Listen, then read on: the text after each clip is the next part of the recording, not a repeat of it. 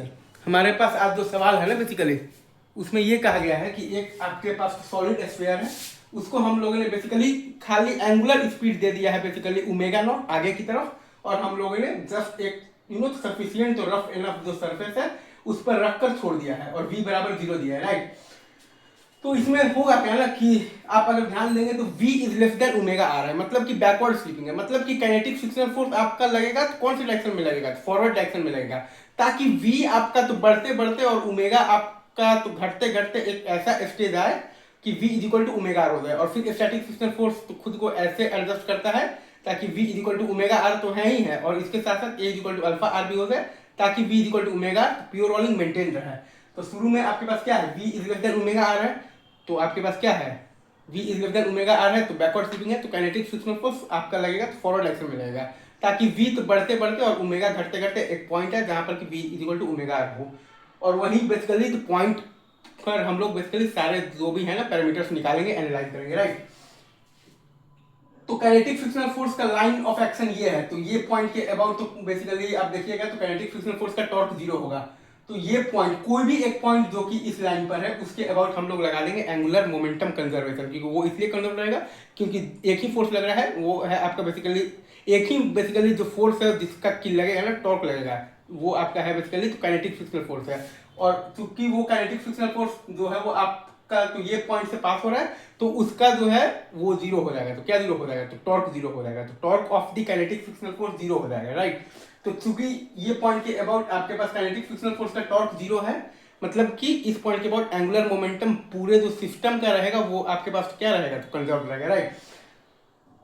तो अच्छा, और एक बहुत ही आप इंपॉर्टेंट चीज जानते होंगे, लाइक सिस्टम का ग्राउंड के रेस्पेक्ट में लिखना है तो वो आप लिखते हैं बेसिकली तो सिस्टम का सेंटर ऑफ मास के रेस्पेक्ट में, और उसमें आप ऐड कर देते हैं सेंटर ऑफ मास का ग्राउंड के रेस्पेक्ट में। अगर मैं फिर से बोल रहा हूँ, सिस्टम का ग्राउंड के रेस्पेक्ट में लिखना है तो सिस्टम का सेंटर ऑफ मास के रेस्पेक्ट में, और उसमें आप मतलब ऐड कर देते हैं सेंटर ऑफ मास का ग्राउंड के रेस्पेक्ट में last. System ground is equal to system CM और प्लस आप लिखते हैं CM ground.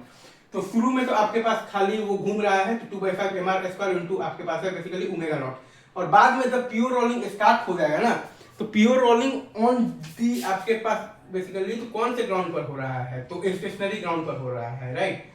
Pure rolling on the stationary ground का कंडीशन आपके पास आता है v equal to omega, right.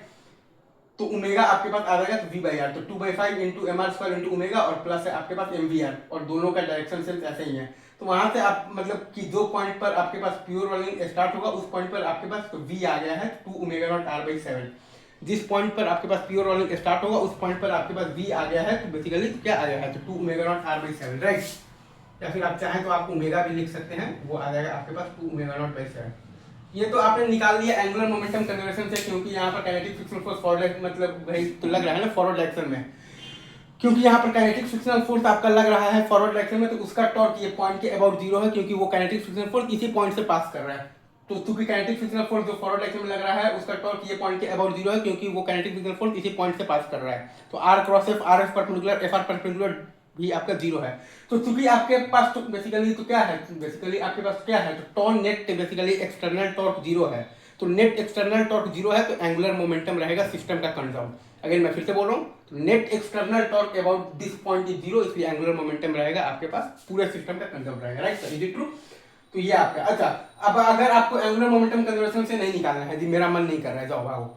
अगर आपको निकालना है नॉर्मल, आप ऐसे भी निकाल सकते हैं, तो काइनेमेटिक्स से तो किसी भी तो टाइम पर v क्या होगा, जैसा कि मैंने आपको स्टार्टिंग में ही बताया है कि v is less than omega are है, बैकवर्ड स्वीपिंग है, तो काइनेटिक फ्रिक्शनल फोर्स फॉरवर्ड से मिलेगा, ताकि v बढ़ते बढ़ते और ओमेगा घटते घटते एक पॉइंट है जहां पर कि आपके पास v इक्वल टू मतलब कि ओमेगा आ जाए, ताकि और फिर स्टैटिक फ्रिक्शनल फोर्स खुद को ऐसे एडजस्ट करता है ताकि v इक्वल टू मतलब कि ओमेगा आर है ही है, इसके साथ साथ a इक्वल टू अल्फा मतलब कि a equal to alpha R भी आ जाए ताकि v equal to omega R pure rolling maintain रहे।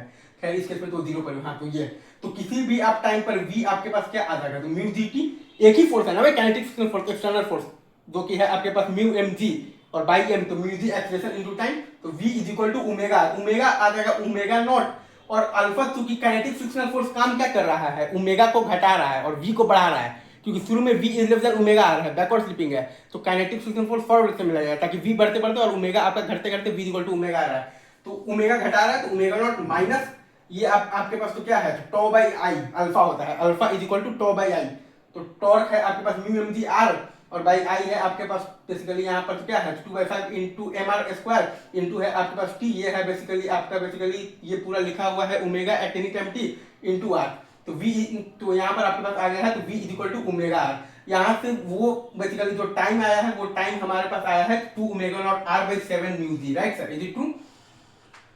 हमारे पास टाइम आया है बेसिकली तो क्या आया है बेसिकली हमारे पास टाइम आया है 2 omega not are by 7 mu g. तो v आ गया है हमारे पास 2 ओमेगा नॉट आर बाई 7 और ओमेगा आ गया है हमारे पास 2 ओमेगा नॉट बाई 7, राइट। अब हमको अगर निकालना है ये बेसिकली जो v और ओमेगा आया है ना, ये आपका कौन सा v ओमेगा आया है? जब आपका प्योर रोलिंग स्टार्ट होगा उस टाइम का वी एंड ओमेगा है ये आपका कौन सा वी एंड ओमेगा है? जब आपका बेसिकली तो क्या स्टार्ट होगा, तो प्योर रोलिंग स्टार्ट होगा उस टाइम का वी एंड ओमेगा है, right sir, is it true? अच्छा, अब अगर यहाँ पर आपको अगर निकालना है वर्क डन बाय दी तो काइनेटिक फ्रिक्शनल फोर्स निकालना है, राइट।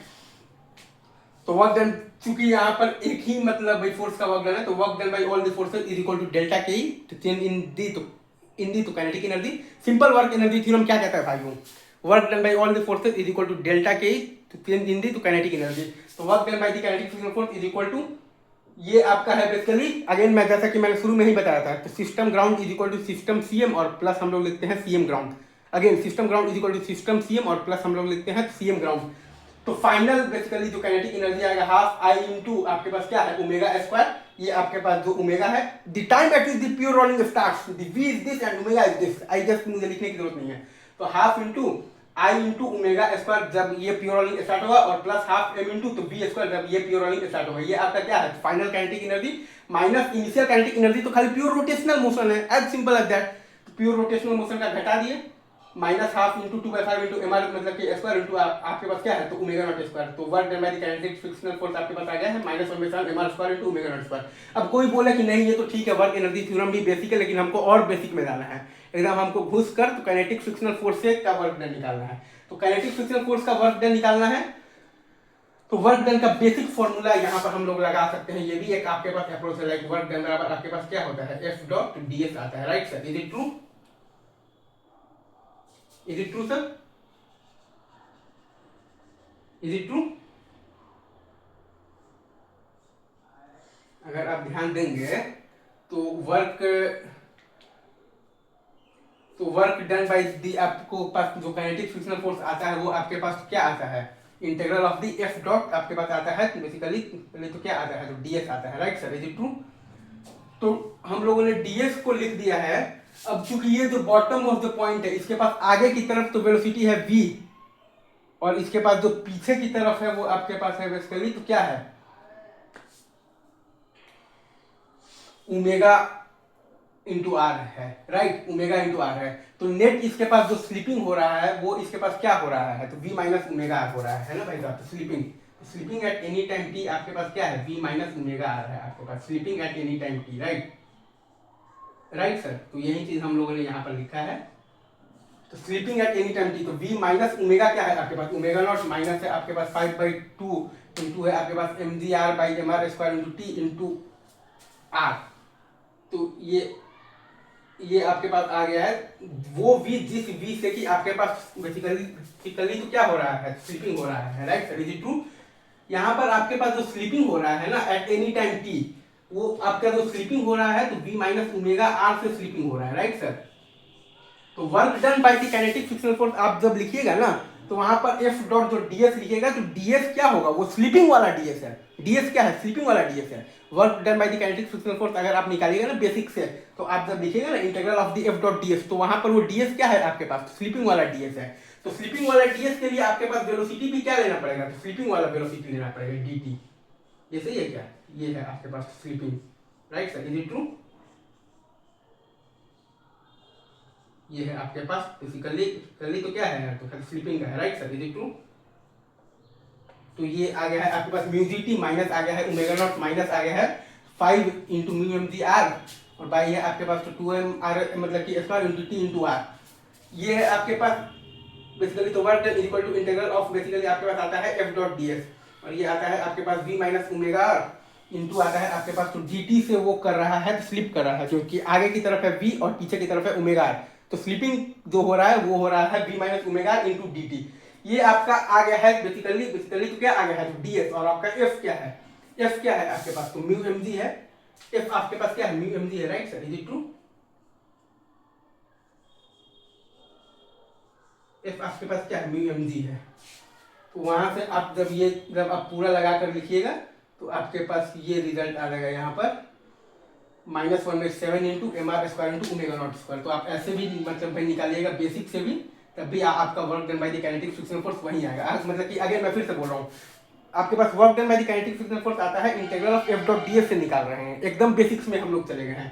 तो डीएस क्या होगा, स्लीपिंग। तो स्लीपिंग जो हो रहा है वो वी से नहीं हो रहा है, नीचे भाई स्लीपिंग देखिएगा तो नीचे वाले जो पॉइंट का स्पीड आपके पास क्या है, वी और माइनस ओमेगा आर है। स्लीपिंग नीचे वाले पॉइंट का हो रहा है ना, तो उसका आपके पास बेसिकली आपके पास उसका आप निकालिएगा तो वेलोसिटी क्या है, तो बेसिकली आगे की तरफ है वी और पीछे की तरफ है आपके पास ओमेगा आर। तो नेट क्या है, वी माइनस ओमेगा आर। तो स्लीपिंग आपका हो रहा है V minus omega R into D T से, और वही हमने लिखा है V minus omega R into D T. इससे आपका हो रहा है बेसिकली, तो क्या हो रहा है, स्लीपिंग। और आपका फोर्स, तो काइनेटिक फ्रिक्शनल फोर्स है कितना आपके पास, म्यू एम जी। तो इंटीग्रल ऑफ जब आप एफ डॉट डी एस जब आप तो करेंगे, और बेसिकली तो कहां से कहां तक, फ्रॉम द जीरो से ये वाला, ये वो टाइम है जिस टाइम पर की प्योर रोलिंग स्टार्ट हो रहा है, ये वो टाइम है जिस टाइम पर की आपके पास प्योर रोलिंग स्टार्ट हो रहा है। तो फ्रॉम जीरो टू दिस, तो आपके पास यहाँ से भी वही आंसर आ रहा है -1/7 M are square into omega not square. यहाँ से भी आपके पास वही आंसर आ रहा है -1/7 M are square into omega not square. बहुत अच्छा सवाल है, देख लीजिएगा एक बार फिर से रिवाइंड करके। आई गेस मेरे यहाँ पर एक भी पॉइंट नहीं छोड़ा। चलिए sir, thank you very much, love you guys.